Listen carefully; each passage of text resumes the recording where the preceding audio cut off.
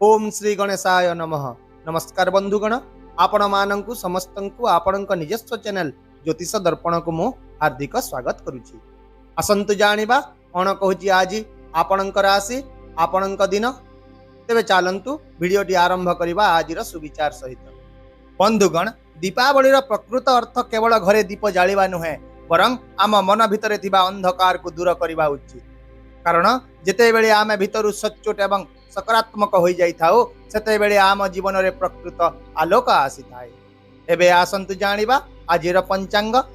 आज हेउची 20 अक्टोबर 2025 सोमवार, कार्तिक मास कृष्ण पक्ष चतुर्दशी तिथि अपराह्न 3:44 पर्यंत रहिबो। एहा परे अमावास्या तिथि, हस्ता नक्षत्र। आजिर राहु काल सकाळ 7:30 रु सकाळ 9टा पर्यंत रहिबो। एही समय आपण कोनोसी नूतन किंबा गुरुत्वपूर्ण कार्य आरंभ करबा ठारू दूरे रहंतु एवं आजिर अमृत मुहूर्त अर्थात दिनर सबुठारू शुभ समय सकाळ 9टा रु दिबा 11:17 पर्यंत रहिबो।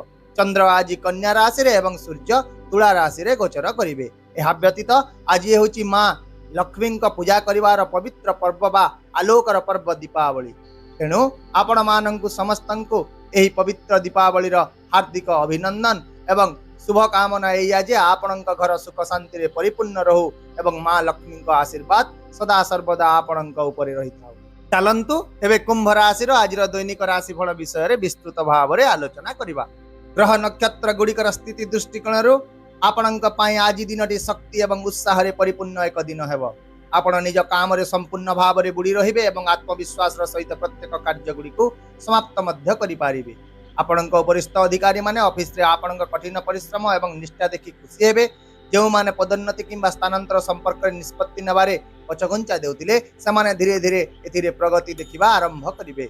तथापि आज कामर चाप टिके अधिक रहिबो तथा किछि कार्य हठात मध्य बढ़ी जीवो एवं किछि व्यस्तबहुल कार्यकलाप सृष्टि मध्य होई पारे। एहा व्यतीत सहकर्मीक सहित मतभेद हेबार संभावना अछि। तेणु आपण शांत रहंतु एवं निजर सर्वोत्तम प्रदर्शन बजाय रखंतु। सेहीपरि व्यवसायी मानक पई आज एक बहुत लाभदायक दिन हेबो। बाजार रे आपणकर प्रतिष्ठा वृद्धि पाइबो एवं जने पुराना ग्राहक पुनि थरे संजोग होई पारंती। एहा छडा नूतन किछि निवेश पई सुयोग सृष्टि हेबो, किंतु आपण संध्या परे कोनोसी बड़ निष्पत्ति तरबरिया भाव रे नियंतु नाही। शिक्षा क्षेत्र रे मध्य आज छात्र छात्री माने समानक पाठपढ़ा रे अधिक ध्यान देबे।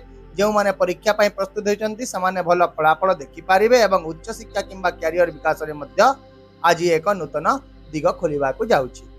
आर्थिक दृष्टिकोण रो आज आर्थिक लाभ पाई अनेक सुयोग सृष्टि हेबो। पुराना अटकी रहितिबा टंका आपण फेरी पाइबे किंबा निवेश रु मध्य लाभ पाइबे। सही परि व्यवसायी माने आज भल लाभ पाइबार संभावना रहिछि। जदि आपण निज व्यवसाय रे आज किछि नूतन आरंभ करबा को चाहुचंती तेबे पूजा परे समय शुभ रहिबो। तथापि मध्य आज खर्च अधिक हेबो। आपण साजसज्जा पूजा पाठ किंबा परिवार रो आवश्यकता पाई अधिक टंका खर्च करि पारंती। विशेष भाव में आपण आज टंका ऋण देवा किंबा कोनोसी बड़ आर्थिक कारोबार करबा पूर्व सतर्क हुअन्तु। ता सहित दिनटी निवेश पाई एक भल दिन हेबो, किंतु जने विशेषज्ञ किंबा वयस्कक परामर्श नेबा को भूलंतु नाही। एहा छडा आज संध्या परे आपण आर्थिक आश्वस्ति अनुभव करिवे एवं जो मानकर व्यवसाय रे बाधा सृष्टि होतिला समाने मध्य एक नूतन दिग पाइबे। सेहीपरि स्वास्थ्य दृष्टिकोण आज दिनटी आपणक शारीरिक शक्ति साधारण अपेक्षा अधिक रहिबो।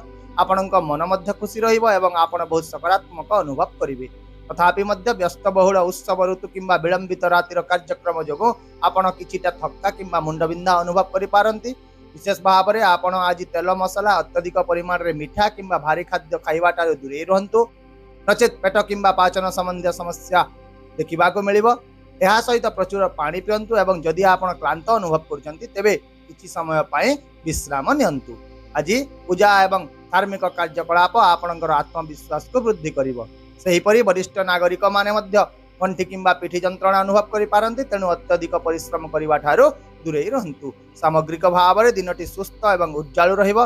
केवल आपण एक नियमित दिनचर्या बजाय रखंतु। पारिवारिक जीवन रे आज आनंद एवं खुशीर वातावरण रहिबो। दीपावली पर्व घरे शांति एवं खुशी आनी देबो। आपण आज परिवार सहित समय बिताइबार एक भल सुयोग पाइबे एवं संपर्क गुड़िक मध्य आहुरी सौहार्द्यपूर्ण होई जीवो। आपणकर सामाजिक प्रतिष्ठा वृद्धि पाइबो। आपण निजर व्यवहार एवं मिठा कथारे समस्तंकर हृदय जितिबे। विशेष भाव में आज प्रार्थना मिठा बंटन किंबा घरे अतिथि आगमन हेबो, किंतु आपण आज काहाकु समालोचना करंतु नाही। एवं आपणक कथारे संयमता बजाय रखंतु। प्रेम विषय जदि देखिबा तेबे आज आपणको कोनोसी विशेष व्यक्ति को भेटिबार एक सुजोग मिलिबो।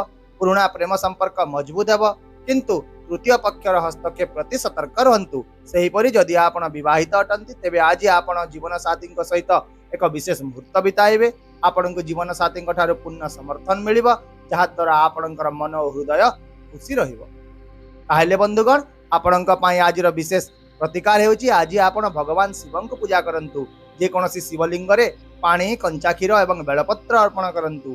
यहा सहित 21 थर ओम नमः शिवाय मंत्र जप करंतु, जहा फल रे आपणक जीवन रे धन, सम्मान एवं सकारात्मक शक्ति वृद्धि पाइबो।